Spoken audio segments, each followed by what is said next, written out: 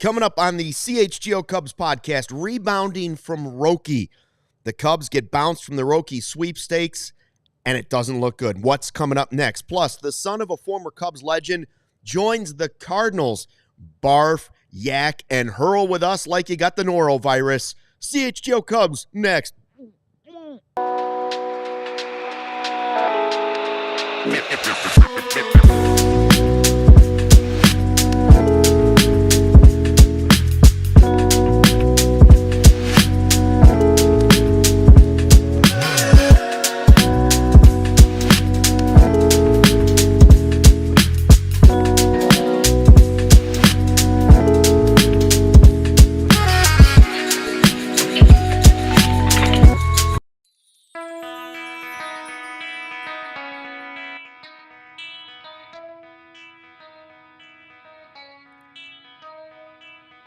Hey, Chicago. What do you say? It's the CHGO Cubs podcast. It is Tuesday, January 14th. It is sunny. It is cold in Chicago. We're ready to warm you up with some Cubs baseball and mourn together as the Roki dream has died in Wrigleyville. Favorite part of the Roki Sasaki sweepstakes. Hope. The hoping and the wishing. The hoping and the wishing. Luke Stuckmeyer, Cody Delmendo with you, and Greg Braggs running the ones and twos today, pulling double duty before the Bears podcast, which comes up live at 1 o'clock. I see the live YouTube chat. Credit to him, double duty. Yeah. Live YouTube chat is up and running. It's the best way to enjoy the CHGO experience. Go ahead and subscribe to the CHGO Sports YouTube page. While you're there, go ahead, hit around the internet. Make sure you subscribe to also be a diehard. Mm-hmm. Diehards and sickos. That's what we like to bring you in. Gary Ross says, time to trade for Pablo Lopez or Sandy Alcantara. We will talk. Did you like that? I took a little Spanish. Yeah. We'll talk about all that stuff coming up. In fact, we have a guest coming on in the second half hour that may help us weave our way towards a possible trade. We'll see. But we got to figure out what's next for the Cubs. First, I just want general reaction to what was going on yesterday. First, it's like Passan, then Rosenthal, Sahadev Sharma's in there tweeting. Everybody's saying other teams were eliminated first. It was like the Mets, Yankees, Mets, Rangers, and we were like, Giants. We got out. a shot. We got a shot. We're in the Final Four. We're at the table. Yeah, we're at the table. And then Sahadev's like, the Cubs are out too. But it was like how long did you have the hope? There was like 2 hours where nothing came out. Like it may be more so like an hour. And the hope level started to go up a little bit. I got to the gym and all these things came out, and I was like, am I going to need to go home and wait this out? And I was like, no, it's Monday.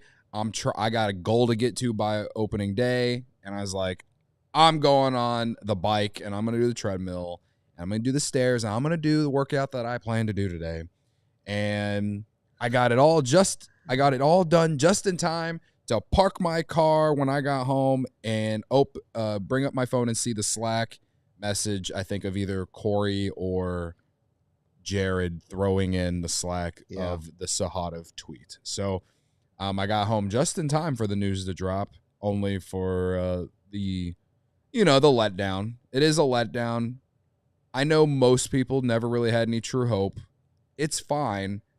It is what it is, man.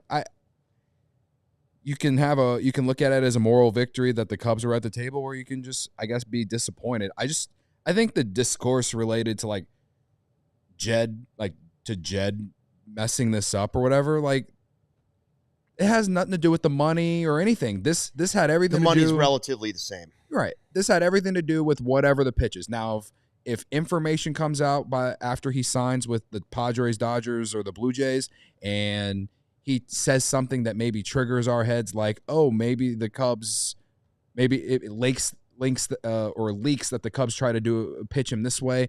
Maybe, I guess, we can have some criticism for Jed and the front office, but this comes down to where Roki Sasaki wants to play. That, at the end of the day, that to me, that's what it is.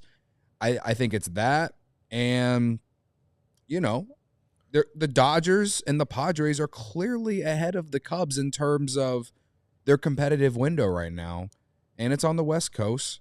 I'm not surprised that those are the last two. I just always had some I guess you can call it blind optimism that maybe, just maybe, the people in the know didn't actually know. I think he likes the Cubs. He doesn't love the Cubs. Yeah. He That's likes fair. Chicago. He doesn't love Chicago.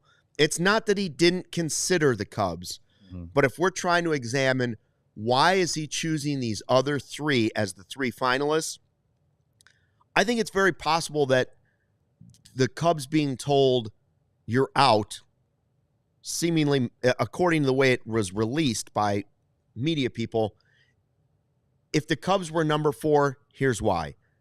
Number 1, they're the Dodgers, right? Yeah. It's that simple. They're the Dodgers, and they're on the West Coast. And he can ease his way into being a winner. Yeah. The other one is the Padres, and his hero is Darvish. And it's also on the West Coast. Now, the one you're trying to figure out is why the Blue Jays and not the Cubs? We've got Seiya, right? We've got Shota. We've got the Ivy and Summertime Shy and all those things.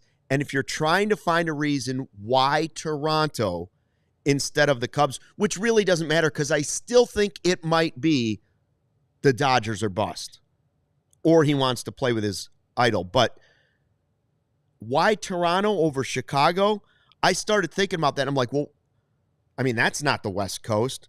But remember, the Japanese Canadian population is alive and thriving in Toronto. Number 1. Yeah. They have a little Tokyo in Toronto, which is all Japanese restaurants and all Japanese businesses. We have Chinatown, but as far as I know, we don't have a little Tokyo. No. It is a thriving population in Toronto. It is a multicultural city. It's not also not that Chicago isn't, right, but it's a different vibe in Toronto, from what I understand. And they do have what are regarded as terrific pitching facilities. Like if you want, they're ahead of where the Cubs are. I can't deny that. Like, they have a tough path, more so than the Cubs do in their division, but their facilities are supposed to be maybe the best in baseball. I also think just the fact that they're in Canada, international, like maybe that plays a factor into it. I'll tell you too. this. So my family, for my parents' 40th anniversary, my parents, we said, where do you want to go? Let's all go on a family vacation. And my dad had this dream that he wanted to see Lake Louise in his life. Lake Louise is this glacial lake that you see that's famous by Banff, Canada, okay? So we flew to Calgary. We drove into the mountains of Banff, yada, yada, yada. We get there, see Lake Louise.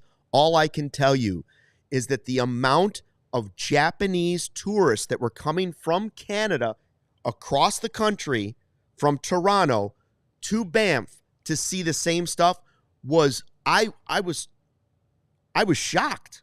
I had no idea. And that's when I first learned that the Japanese population in Toronto specifically is thriving. I think he's drawn to that.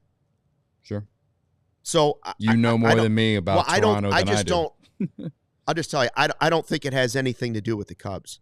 Yeah. I think it's the other two cities, and Toronto has become this wild card of maybe because I could go there, I could be the guy, I could do it on my own, and I could still do it in Canada where I can be surrounded. My culture is there, my population, all of it.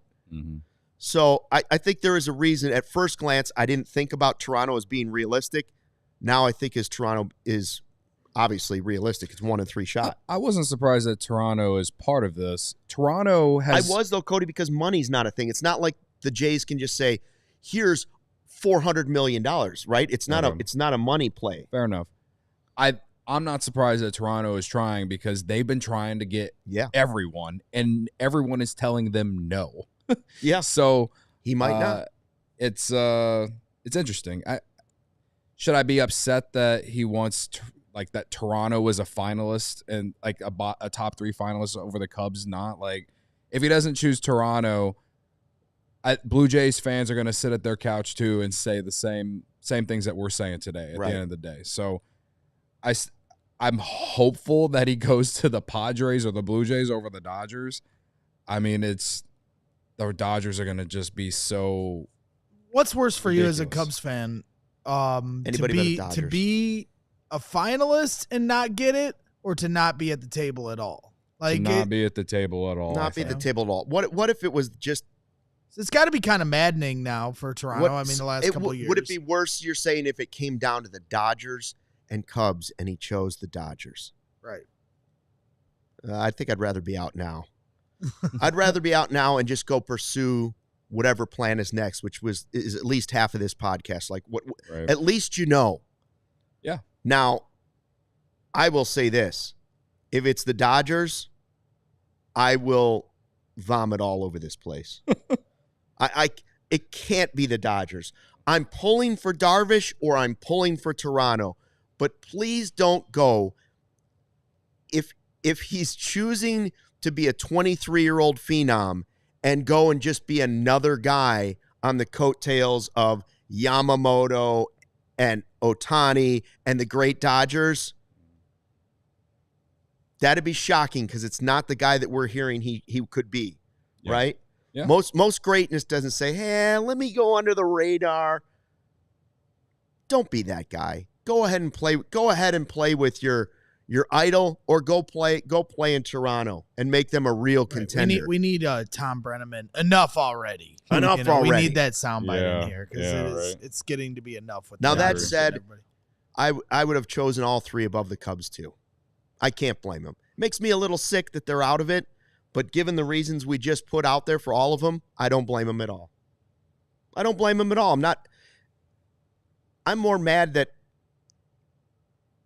Soto wasn't pursued than I am that Roki's not going to choose the Cubs. I think a lot of fans who are upset about this are thinking that this is like boom or bust for the offseason for Jed Hoyer. And in my opinion, it better not be. You got $43 million left before you hit the first tier luxury tax, or what anywhere between $40 to $50 million, right, to play with here. And if you do not spend that and get another starter like I think they need to, and get a reliever like I think we need to, and get an insurance policy at third base with Matt Shaw, then we got big problems going into the spring and opening day. So to me, it was always a dream. It was always like, yeah, it would be awesome to add a talent like that. He would have the potential to go on and be one of the great Japanese players to play for the Cubs, right? He could have been one of those guys, right? But it's not the end of the world.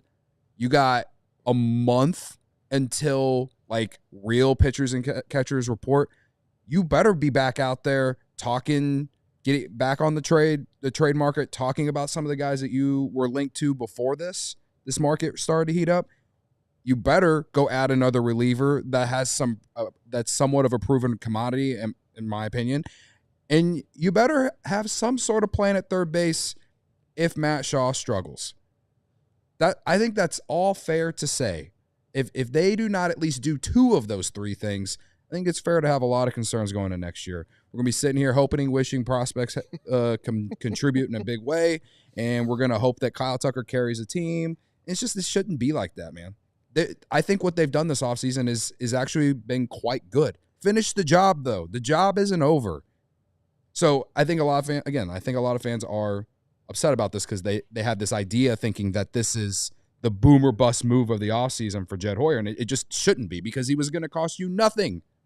He was going to cost you nothing. It was supposed to be the big bonus play. I will say that if Jed Hoyer was able to secure Roki and Tucker even for one season in an offseason, and Boyd and Ray and a backup catcher, if he was able to do all those things and then hand third base to Shaw, I would have looked at it and said A+ offseason, even without playing for Soto, A+ offseason for Jed Hoyer. Yeah. That grade, no matter what, is starting to slide. No matter what, in my eyes, it's starting to slide. It doesn't have to slide all the way down to a C. Right. It doesn't have to go to a D. He still has lots of money to make it happen. We'll talk about that in a second. Plus, I have a question. Has Jed Hoyer waited too long to make some moves because of Roki? But first, guys, I've got a New Year's resolution. Joe Madden used to say, try not to suck. I'm going with try not to stink. Let's face it, Chicago sports stink right now, but you don't have to. One thing I'm definitely bringing with me into 2025 is Mando whole body deodorant. I like the bourbon leather. Oh, is that a good scent? It's safe to use anywhere on your body. 12 hours after a shower, the average man's grundle odor. I don't know what a grundle is, but I know you can't talk about it too much on a podcast. It's a 5 out of 10. With Mando, the average grundle, again, don't know what it is, but I know you can't show it on a podcast either. The level, 0 out of 10. That's how powerful Mando is. Mando's starter pack is perfect for new customers. It comes in a solid stick deodorant, cream tube deodorant, 2 free products of your choice like mini body wash and deodorant wipes, and free shipping. As a special offer for listeners, new customers get $5 off the starter pack with our exclusive code. That equates to over 40% off your starter pack. Use the code CHGO at shopmando.com. That's shopmando, SHOPMANDO.com. Please support our show and tell them we sent you. Smell fresher, stay drier, and boost your confidence from head to toe with Mando, and try not to stink. While you're trying not to stink, you can also get some really, really great sunglasses at Shady Rays because they have you covered with premium polarized shades that won't break the bank, Luke.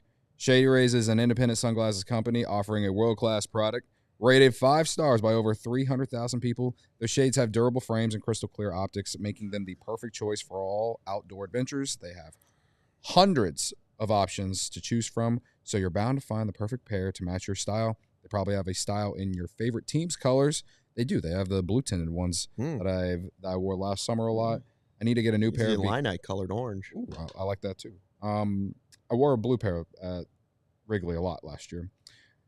Plus, if your shades ever go missing, Luke always loses his. I do. Or take an unexpected hit, don't sweat it. They have the most insane protection in all of eyewear. Every pair is backed by lost or broken replacements.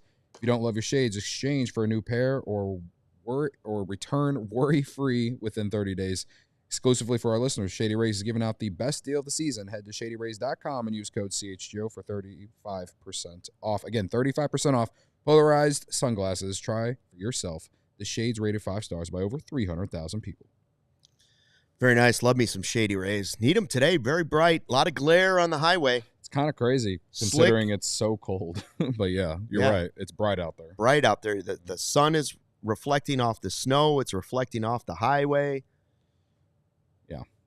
Windows are dirty on the car. The only thing that makes it better is Shady Rays. The worst feeling. And smelling good. I think a lot of people could relate with this, but like the worst feeling is when you get out of bed, you walk into your living room or whatever, you open the blinds and you just see snow coming down. Like at this time of the year in Chicago, this is like the worst time. I hate it. Nothing what makes bothers me you more more, mad. opening the window and seeing the snow, or seeing like steam coming off of like out of a sewer? When you see the steam coming out of the sewer, you know it's not going to be fun. Yeah. Did you see my snowmen? I did not see your yeah, I snowman. did. I did not. Very good. I'll show you later. Okay. Did Greg you and your makes daughter put it together? Greg makes very round balls. Thank you. Yeah. Me and Addie were hard at work. And then Jenny was, getting very critical of them because it wasn't like a tier of like small, medium, they were more large. equally sized balls. They were equally sized snowballs. Right. Equally sized balls, yes. Yes. Nice. And Jenny didn't like that. And I was like, well, go big or go home. Yeah. That's your style. That's right. I appreciate that about you. Thank you. It's probably my favorite thing You about could always try and trim that a little bit. Are you guys going to get Emery and William to get along in the chat? They're fighting over. Yeah, be nice in the chat. Come on, guys. They're yelling at each other. Listen, can't we all mourn together over Roki? Right. We're not even. Can't we all mourn together? It's also like we're all fans of the same team. Like just because you have a different perspective doesn't mean that you're right or wrong, right? I think that's. I'm wrong all the time. Yeah, you all love Don't to tell clip us that. when we're wrong. I am literally. And I just let y'all do it. You say what you want to say, and then whatever. Exactly. I'm just saying. I am literally the dumbest human being alive. Right, and nobody's disagreeing with that. I'm not disagreeing with that. And it's okay.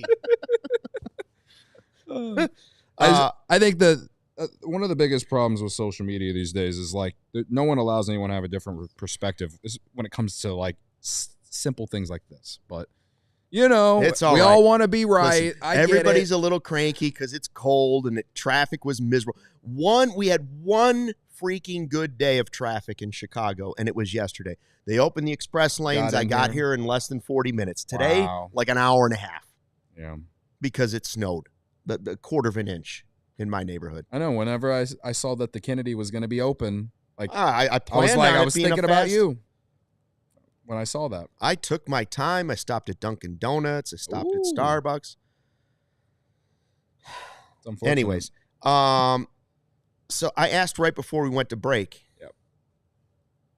Has Jed made a mistake by not being more aggressive with? Let's pretend that he's going to go after Pablo Lopez. Let's pretend that he's going to go after Jack Flaherty. Whatever the next move might be. And by the way, you tweeted that out over the weekend, and that took off on social media. What's the next move for the Cubs? Some people said Roki. Let's eliminate that one. Has he not been aggressive enough? And can you link that? If so, can you link it to waiting for Roki? Like if I don't know.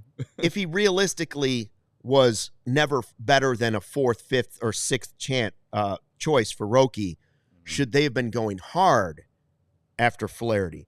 Because right now, when you look at it on paper, the improvement to the rotation is drop Hendrickson, Smiley, and Wesneski and add Boyd and Ray? Am I missing one? What am I missing? Boyd and Ray are the improvements to the rotation? Yeah. And you take out Hendricks, Wesneski, and Smiley. Yeah. Listen. Right. I will just say this. It can't stop there. No, it can't. This cannot be the finished product. No, it can't. It just simply can't. Or we'll be right back at 83. Yeah. Maybe. Yeah. And the only way that they won't is if insane exceeding of projections. Well, I wouldn't even call it insane.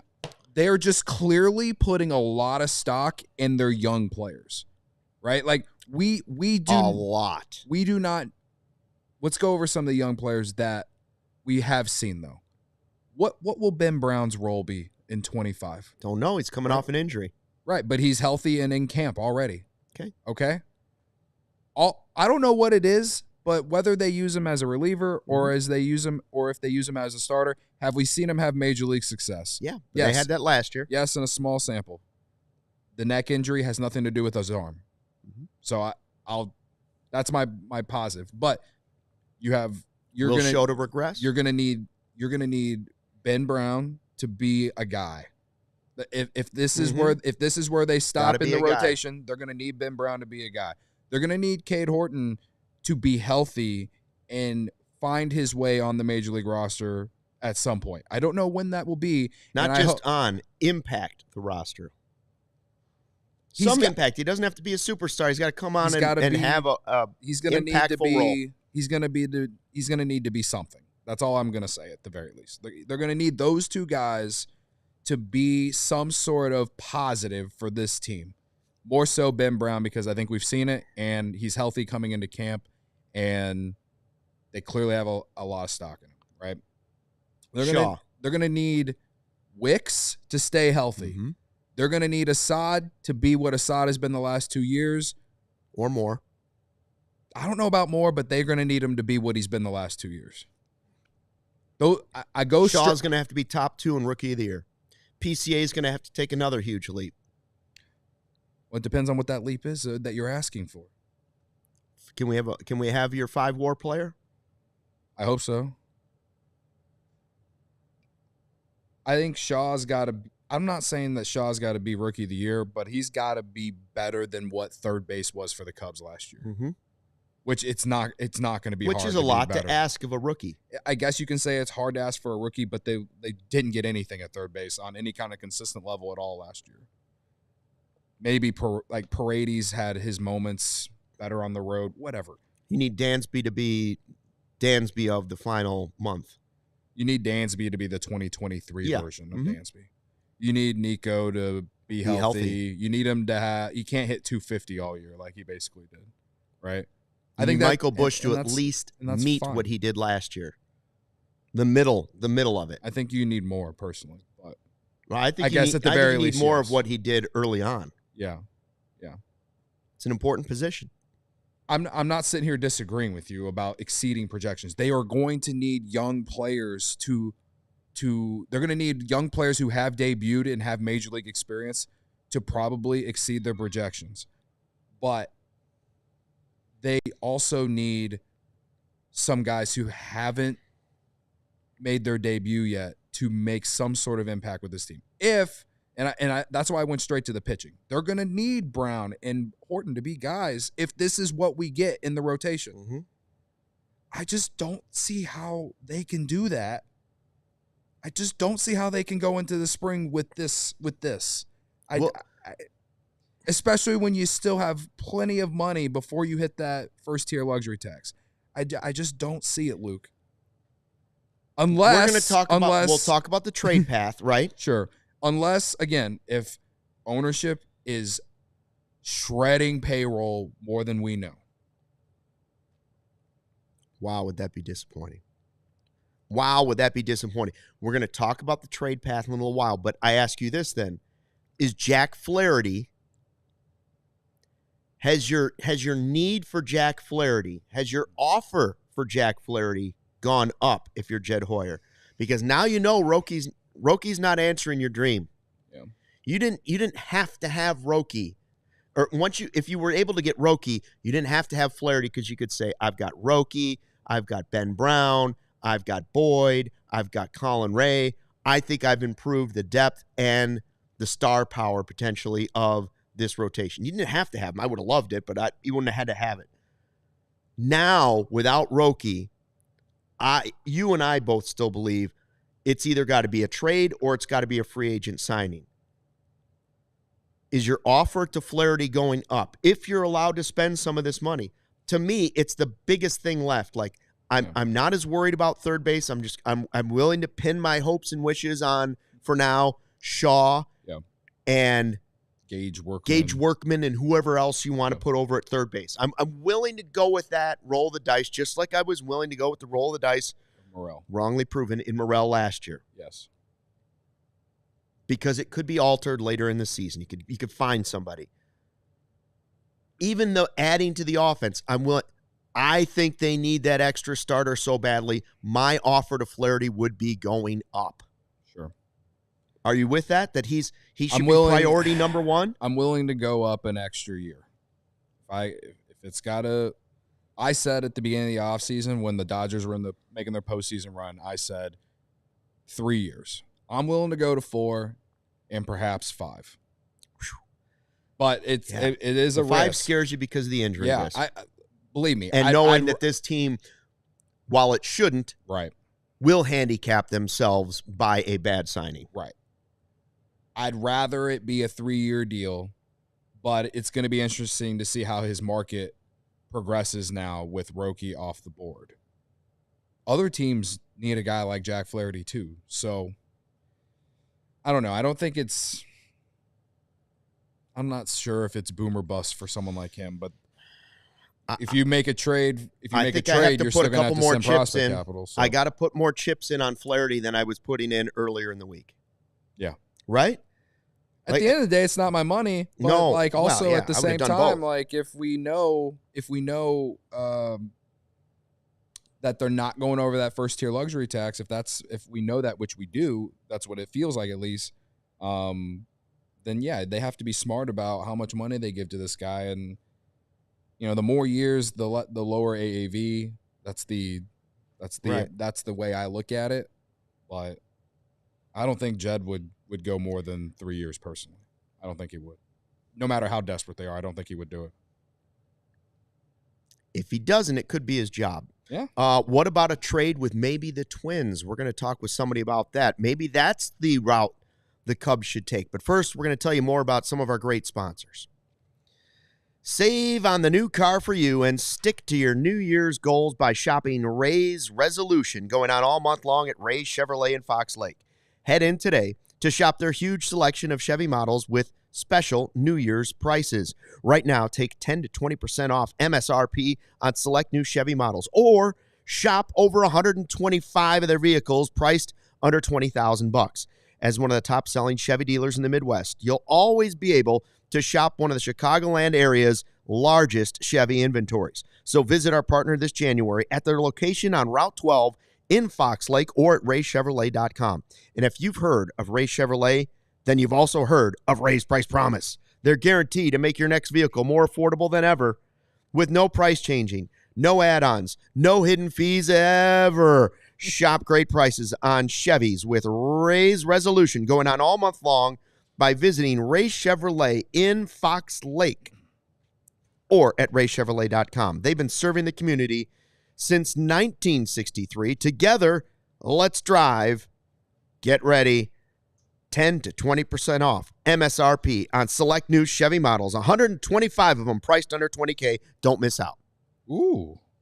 Well, you can go get a new car if you just hit big at Circa Sportsbook as well. Whether it's pro or college, the app to bet football or any sport really is Circa Sports Illinois.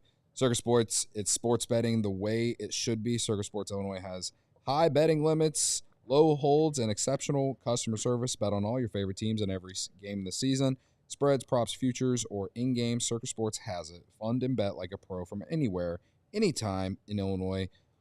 Download your new bookie today at circasports.com. Must be 21 or older. Gambling problem? Call 1-800-GAMBLER.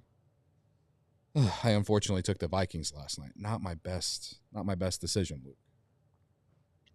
Not my best.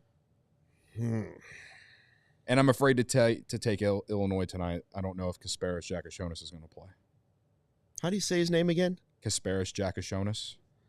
Top 5 pick. Going to be a lottery pick. Too soon for the Bulls, huh? Yeah, because the Bulls want to keep trying to win. Right. Right. Of course. And be mid. They're more mid than the Cubs are. I see Bragg's working back there. I think I screwed up the ad reads. We did? Yeah, I did it late at night. Who did we? Game time? Should have game timed one? We'll make it work. We'll flip one around this week. We always do right we'll by make it our work. Don't worry, game time. Here. We're going to take care of you game time. Don't you worry about it. Game time is where I go. That's right. I love game time. Woof. That's right. Woof. We'll get back to you game time. Woof. Well, typically everything's my fault. Like I'm just kind of like, I know that it's my fault in my heart. This time it was my fault. But we'll move on. I just told you 5 minutes ago I'm wrong all the time. Yeah. And I told you I'm the biggest moron of all time. Especially when I'm sleep deprived. So let's bring on some smart people. Let's bring on the smart people. All right. We said let's think about a trade with the Twins maybe. We are joined now. We're going to try this out. Braggs is going to, he's digging into the computer system. Here he goes. He's squinting at the computer. There he goes. If you're wondering, it is an Apple. He's calling in the bullpen help. And he's going to try and Steven has to help him. Hook us up. Don't do the Steven has to help me thing. That's all right. Carm has to help him on the Bear stuff too. Yeah. It's okay. Help is always important. Yeah, Braggs is still in training. Anyways, game time is so wonderful. Let me tell you. I'll tell you about that later. But I think we got him. There we go. I see him in the corner. I see Brandon waiting. Brandon, can you hear us, Brandon? What's happening? All right. We're cooking with oil now, they say. Brandon Warne from the Locked On Twins podcast and Access Twins newsletter. Is it Warne or Warne? This is the first time we've ever talked. Yeah, Warne is correct. So just pretend that he's not there. I was like, I've never actually talked to him in person, but I think it's pronounced this way. So it was a full guess. Excellent. Hey man, thanks for taking time out of your day to talk to us. We appreciate it. And you're probably, I'm going to guess, a Vikings fan and recovering from that debacle last night. I was actually pulling for the Vikes. Even as a Bears fan, I was pulling for the Vikes. Yeah. And that was woof. Not exactly a great showing for the North so far, so we'll see what next weekend holds. But, yeah, was not excited to go face the Eagles next weekend and even less excited to not have that chance. So, yeah, pretty tough night. All right, let's talk Twins baseball. You spent a lot of your summer talking Twins baseball. You spent a lot of your off season talking Twins baseball. If Pablo Lopez is a Cubs trade target, tell me why they should go after this guy. If you're giving the Cubs a scouting report on this is why you want him, what would it be? He checks all the boxes of what you want for an ace. He's durable, has good stuff, and even when he struggles, he keeps you in ball games. And I think beyond that, he's a tremendous clubhouse guy, great in the community. I mean, I'm not his agent or anything, but if I was to trade for any starting pitcher and pay a premium, and again, maybe I've got a vested personal interest in the Twins, so maybe I'm kind of trying to drive his value up. But this would be your guy. He's just tremendous, and I can't say enough good things about him. Now, trade me all of your best prospects, and we can maybe make something happen. See, because our live YouTube chat is saying this Lopez, he's so mid. He's a number 4 starter. Like it's a roller coaster of information coming my way. You believe in this guy. You're okay with them keeping him? I mean, the biggest issue with trying to figure out who the great pitchers are right now is we don't have those pillars like the Greinke's and Scherzers and Verlanders of who they used to be. And so when you look at the top 30 players, like by Fangraphs WAR or whatever, there's pitchers in there you would be surprised by, and Pablo Lopez would be in or around that list. It's an ever-evolving group, but I mean, the fact that Justin Steele is in that mix and wasn't a couple years ago, it's changing a lot, and Pablo Lopez is right in the thick of that. Last year, Dan Szymborski had Zips come out today, and he talked about pitchers not pitching to their secondary numbers. I think Pablo is a good example of that, and I think he's way more the 2023 version of himself than the 2024. He's tremendous, and this is not me just blowing smoke. All right, well then let's flip it. If you're the Cubs and you're in Chicago and you're thinking about trading for Pablo Lopez, what's the downside to it? Honestly, I mean, there isn't a ton. Anytime you trade for a pitcher, there's going to be some risk. But for what you would pay the dollars to Pablo on this free agent market, you wouldn't get a pitcher close to his caliber. I heard you guys talking about Jack Flaherty beforehand and what he would cost on the market. A better contract is the one that Lopez has right now. So there's risk in going, 3, 4, 5 years, like you guys said, to Flaherty as well. I just think there's not a ton of risk outside of the inherent pitchers are always an injury risk situation that's true of anybody. And you can never have too much pitching, excuse me, and you can never have too much pitching. And, the Twins are going to be like at the seller's table saying that exact mantra. I wasn't, off the top of my head, I wasn't sure what his contract situation was. He's still got 3 more years on his 4-year deal. Yep. He's 29 years old, will be a free agent in 2028. Good control. Said to make $21.5 million each of the next 3 seasons. And so I think Flaherty at AAV wise will make more next season. And so you're right in that. And I think that in terms of durability, I think that's the biggest thing about Pablo Lopez that sticks out to me. 32 starts each of the last 3 years, I believe. Is I guess my question for you in terms of all of that is what prospects do you think the Twins would be interested from the Cubs? Because I look at their roster and I like who they got at third base. Obviously, Buxton's been there a long time, but he is older. Is he going to play center field every day? Or are they looking for major leaguers? Yeah, I guess I'm trying to get an understanding of the situation because we know that the financial problem there right now with the TV and stuff. We know about that, but what roster-wise would the Twins be interested in from the Cubs? And that's the issue this offseason with not spending money is anything you trade, whatever you get back, you have to find a way for it to fit. And you kind of like who you got at third base. You kind of like who you got at second base. You're not trading something big for a first baseman. You like your catcher. You like your outfield. And so adding more like players you don't know what you have in, like prospects or like a hypothetical PCA, where hasn't really shown what he can be yet. That kind of player, like that just adds to an existing bin of those players in Minnesota. And that's why it's so hard to find a good trade fit for anybody, whether it's someone as far down as Chris Paddock or as high up as Pablo Lopez is. They've got a pretty good bullpen in place. They got a pretty good rotation in place. They got a pretty good offense in place. How do you turn that savings into impact on the big league side? And I do believe it would be, higher end, further up prospects. But the Twins have the answer in center field, they think, in Emmanuel Rodriguez coming up here, or Walker Jenkins in either a corner, or I don't really see him staying in center, but I think, that's just kind of a last-ditch option. They're in a weird spot. They're a talented team with a lot of players that they really don't know how to utilize at this point. And at the same time, they want to win, so they don't want to overexpose guys. It's a weird spot to be in, and I think they're going to get sold soon enough that the budget crunch will be a little bit overstated too. I think that's maybe the elephant in the room too, is that there's a potential that the deal is moving faster than we know. Okay. Yeah, I mean, here in Chicago, I would almost guarantee that like Pete Crow-Armstrong won't be somebody that the Cubs will be talking about. But you're right. All these teams, the Cubs, the Twins, all these mid-level teams that think they can get one of the extra playoff spots because everybody makes the playoffs now, it seems like. But you're in a division where the Tigers look like they're going to be pretty good again. Some people are picking the Tigers to go to the World Series. You're in a division where the Guardians look like they'll be pretty good again. So are the Twins considering themselves a realistic contender in that division? Yes. Or are they thinking, you say yes. So then, in my eyes, the offer for Pablo Lopez is going to have to be insane from somebody, because if you really think you're contending, why would you trade your best pitcher, right? And that's sort of the problem with the Cubs is like, if you really think you're going to be subtracting 10 games off the Brewers lead at the end of last season, or you think you can be the class of the division and get to the postseason with Kyle Tucker now, well, you don't want to be giving playoff ready or major league ready prospects along with guys off your lineup just to get another pitcher. So I see it difficult for all these trades.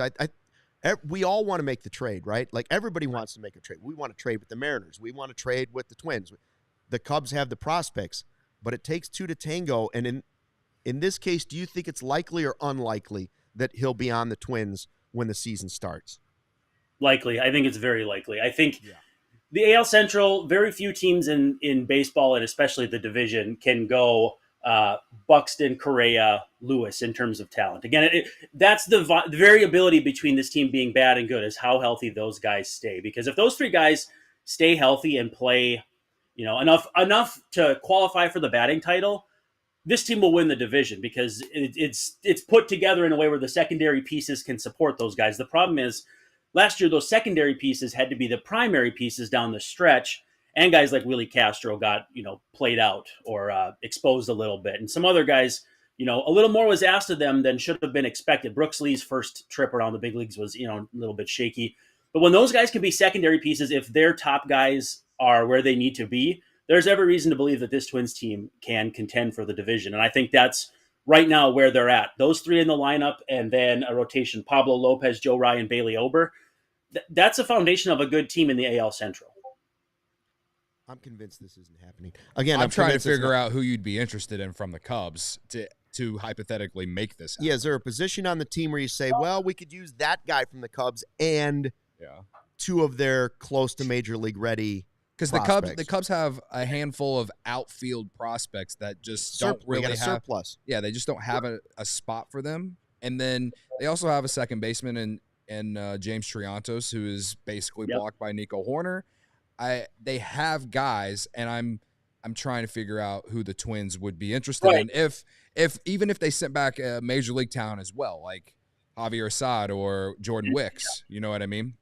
Yeah, the name I was going back to was Assad, and I think there's reason to believe there's still something in there. I know he's going to be 28 here coming up this season, but certainly a guy to dream on, and he's going to be cheap for a little while yet. And he's at an age where you don't have to worry so much about chewing up years of free agency if you sign him to a deal too, because your older starters you don't have to get as worried about that with. The Twins are in the same position with Joe Ryan. So in theory, if you could put something together around Assad, and if the Twins saw Assad as someone they could maybe find another level from, mess with the sequencing or whatever, then you could have the foundation of something there. I don't think he can be the most intriguing piece in a deal, which is to say I think he can be the most useful in 2025 to the deal. But I think you'd have to give up somebody in that farm system that's going to make a lot of your fans really, really uncomfortable. Right. It's going to take, well, first of all, I would guess that if you're going to give up a guy you consider your ace, they're going to want your top pitching prospect. They're going to probably want Cade Horton, who, by the way, was injured. So that makes that a little bit tricky. At the end of last season, he was injured. So, but that's the type of thing you're going to want. Or you're going to say, no, we want Assad and Ben Brown and whatever else. Like, it's a tricky mix. If it's not the Cubs, Brandon, if it's not the Cubs, what other teams have you heard in Minnesota that the Twins might be at least listening to offers for Pablo Lopez? Is there anybody else that really fits that narrative?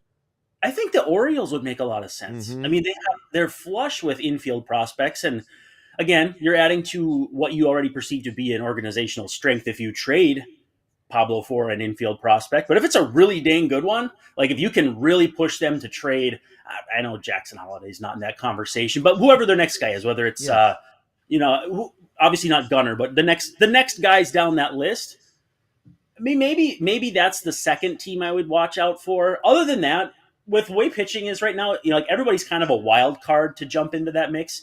Once Flaherty signs, does someone get desperate because that's one solid option off the marketplace? And as that gets thinner, do trade values go up? There's a lot of it that we don't really have that information from in the public sector. But I don't think he's going to be on the move.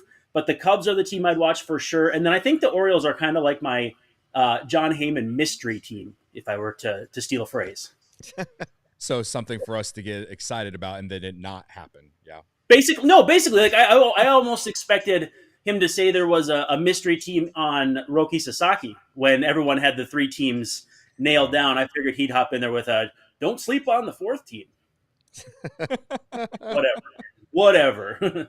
Yeah. Well, it's very interesting to hear your perspective on this because I think a lot of fans just kind of look at it.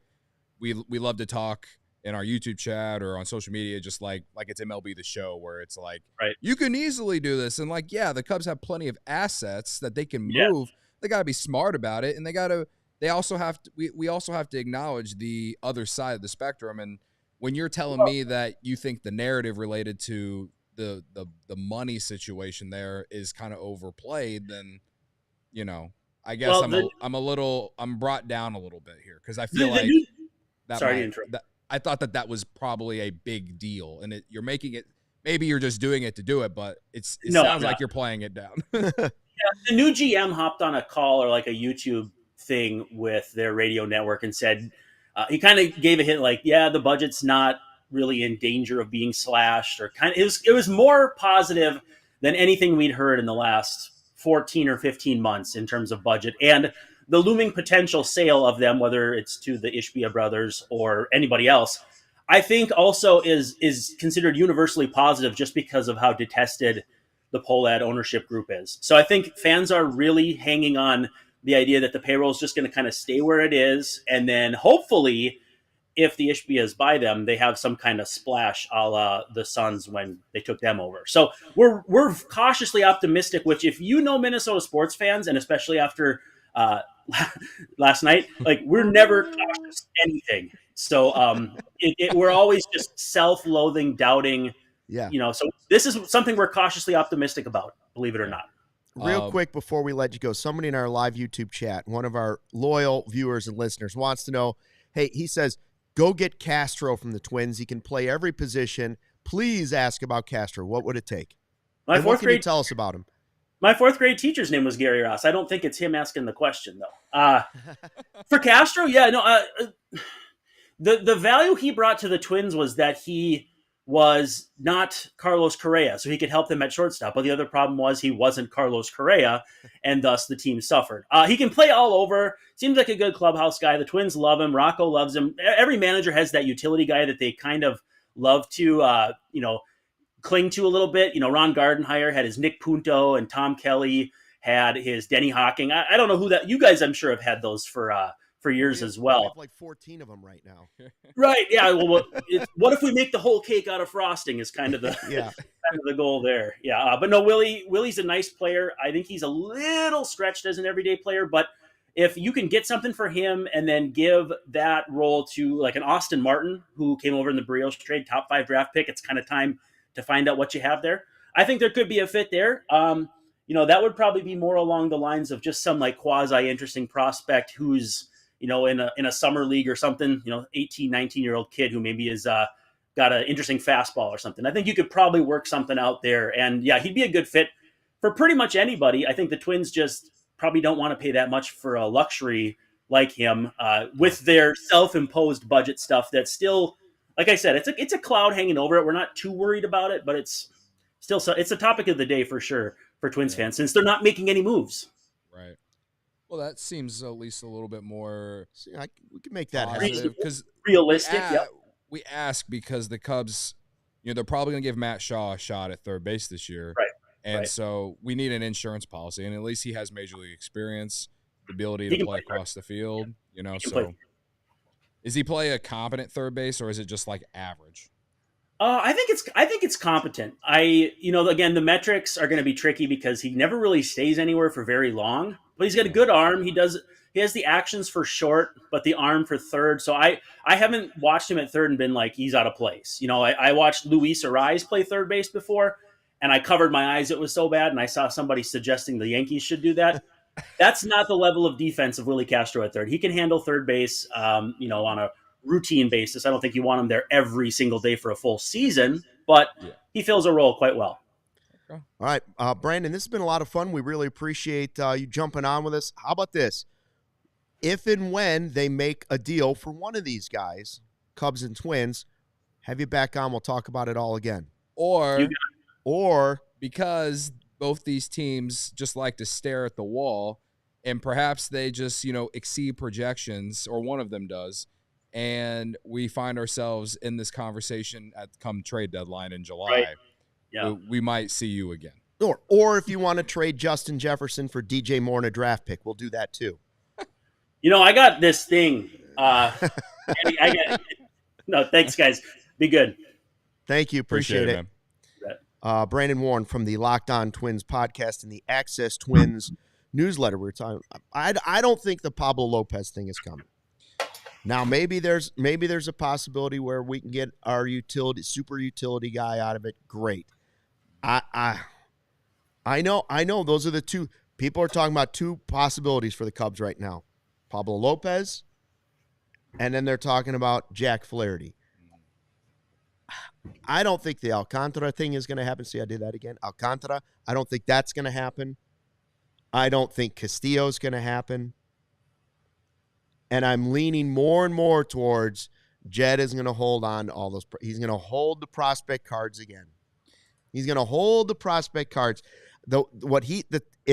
If what Brandon was saying is the asking price, I mean, he starts mentioning Pete Crow-Armstrong, I think it's unlikely that the Cubs are going that deep with prospects to get Lopez. Yeah. I mean, I see a few people in our chat saying that there's no way the Cubs will pay $22 million for Pablo Lopez. And it's like, well, if they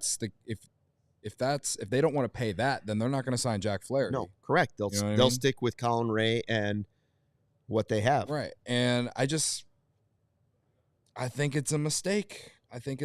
We'll look back on if they don't add another starter, or maybe if they add another starter that's more like a depth guy or more of a 2-3 guy, depending on Boyd, Ray, and Wicks feel like depth to me. Yeah. Okay. Yeah. They don't feel like lockdown back of your rotation guys. They just don't. I feel better about Boyd. One of them could. Yeah, one of them could be in there.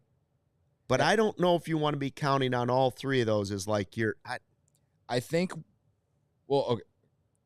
A year ago we were high on Jordan Wicks. We've seen him have major league success because of the injury stuff. Right. I hear what you're saying. I'm not disagreeing with you. I still really like Jordan Wicks. I just want him to be healthy. Right. I'm not disagreeing with you. Yeah, I know. I would say that Javier Assad is ahead of him on their depth chart in terms of who's going to get the most starts durability. Right now, yeah. Right.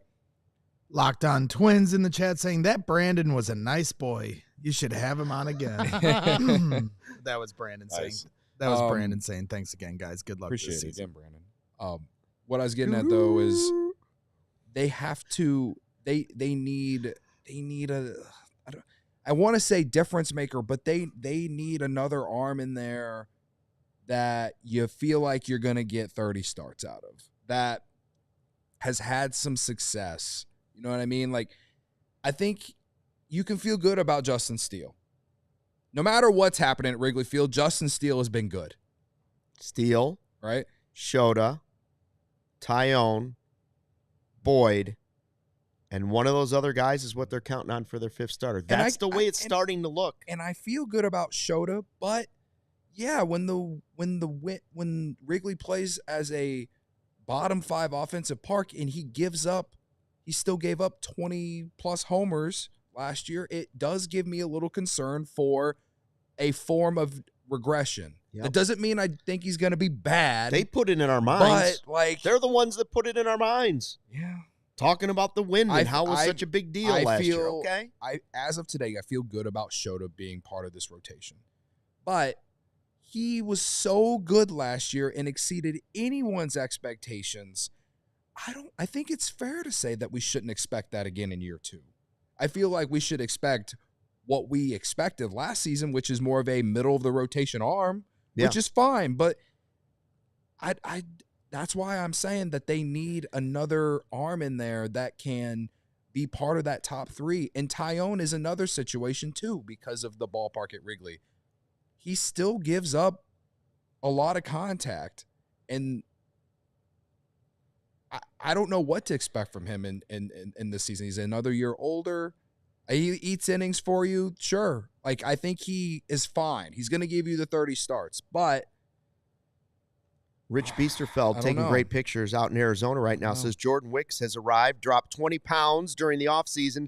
Agree he needs to remain healthy, but he has looked good throwing in Arizona. That's good. Listen, as much as I want the Cubs to go, like, get that arm or whatever, yes, I want to root for the guys that they have. I want to root for the guys they draft. Oh, yeah, I want him to have a great spring and then grab the number 5 spot and be like, I am the guy that you saw at his peak, and it wasn't my peak. That was my.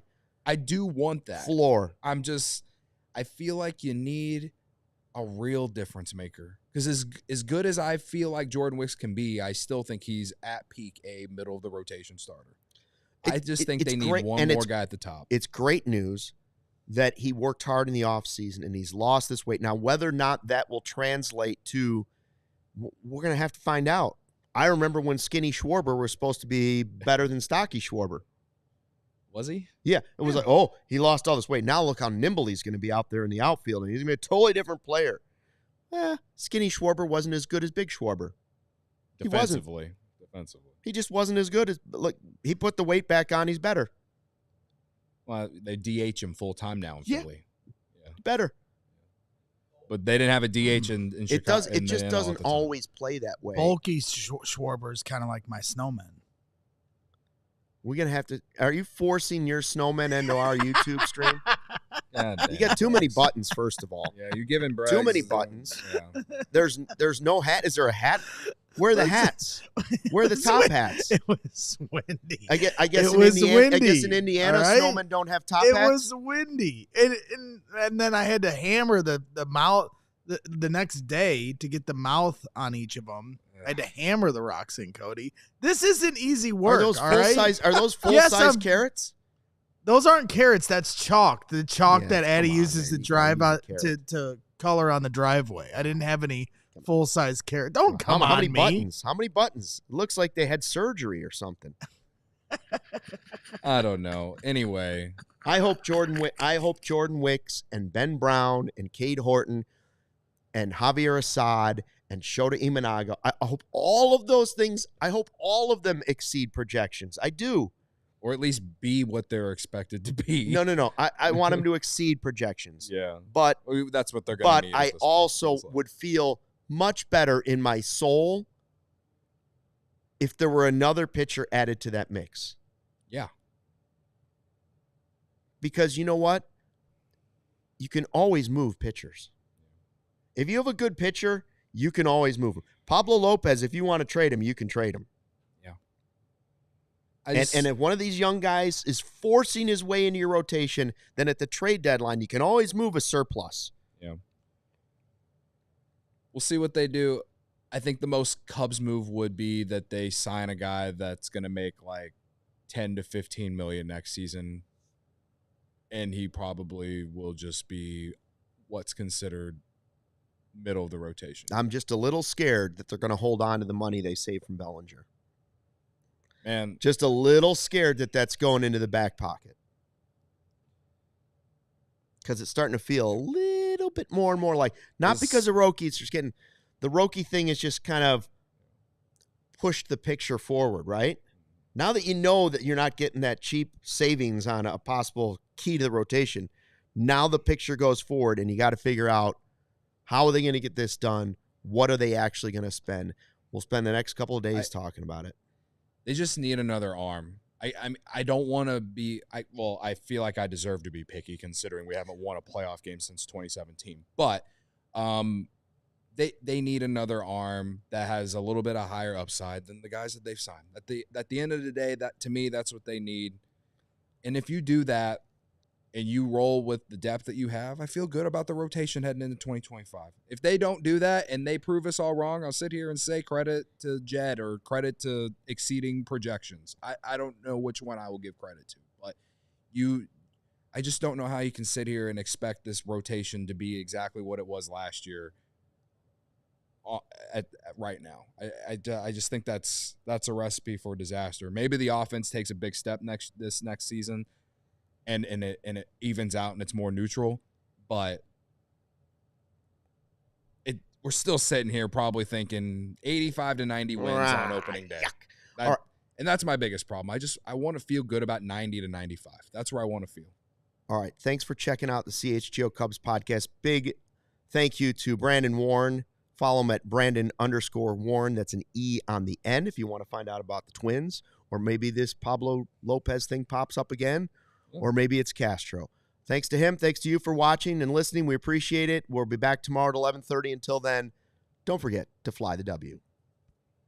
We all silly like the mayor.